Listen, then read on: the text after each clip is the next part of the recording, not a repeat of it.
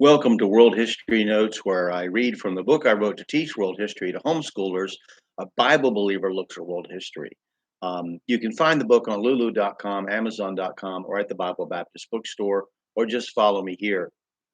We're continuing to talk about Rome and Judea. Jewish rebellion was constant and getting worse as each Roman puppet ruler over them increased their misery by misrule. The Jewish expectation was for relief at the hand of a military Messiah who would throw off the foreign yokes and reinstitute the glory of Solomon's reign. There was no room in their theology for a suffering Messiah come to save them from their sins, to die, and then return to save them from the world or hell. The verses in the prophets concerning the suffering of the Messiah were completely ignored in favor of those verses that predicted victory. The two advents of Christ were completely misunderstood, even when he himself made the distinction clear to them. Bands of zealots would assassinate disloyal Jews, and Roman retribution was violent and merciless. While older Hebrews argued that revolt against the world's greatest empire would be national suicide, the younger hotheads reacted violently to the Roman crucifixions of rebels and the theft of their families' properties. Two factions, one wanting to fight Rome and one resisting that effort, fought a bloody civil war. In 68 BC, a pitched battle was fought and the radicals won. Josephus said it was not uncommon to see towns filled with corpses from the fighting. The Gentiles of Caesarea rose up and killed many Jews and sold others into slavery. The Jewish radicals destroyed many towns in Palestine in their rage. When Josephus was defending Jodapata under siege by Vespasian, he was captured. He then made the statement that Vespasian was destined to be emperor. This resulted in his release and then his job as an advisor to the general in the war against the Jews, making Josephus a traitor.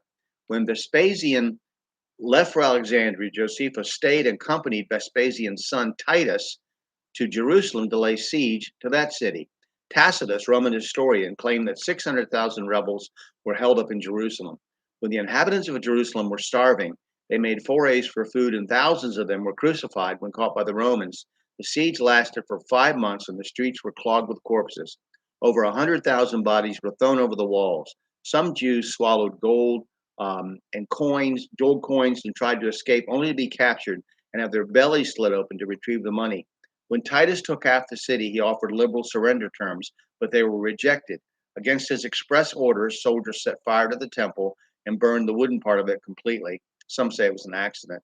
No quarter was given, and over 1 million Jews were slaughtered. Some rebels fled to the hilltop fortress of Masada, where they committed suicide en masse after killing their families before they could fall to the Romans.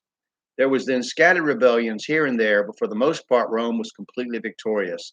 70 AD marked the temple's destruction. The high priesthood and the Sanhedrin were abolished.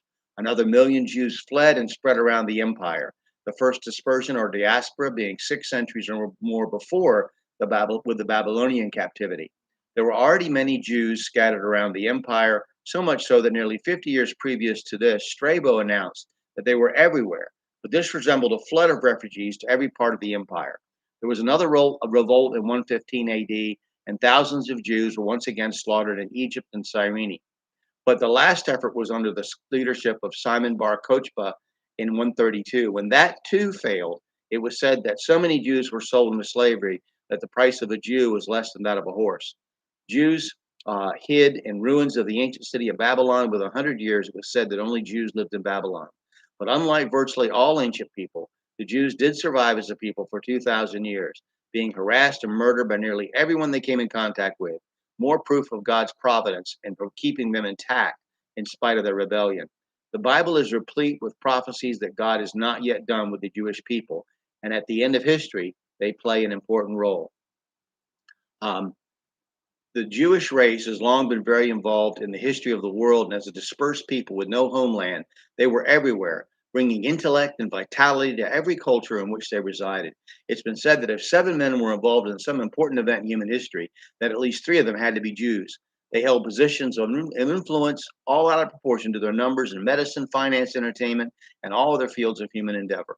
It has been said that when a French king asked for proof of God's existence, an advisor offered him, and I quote, the Jew. We're going to talk about Christ and Christianity here next, and we're going to stop for today. Thank you for watching.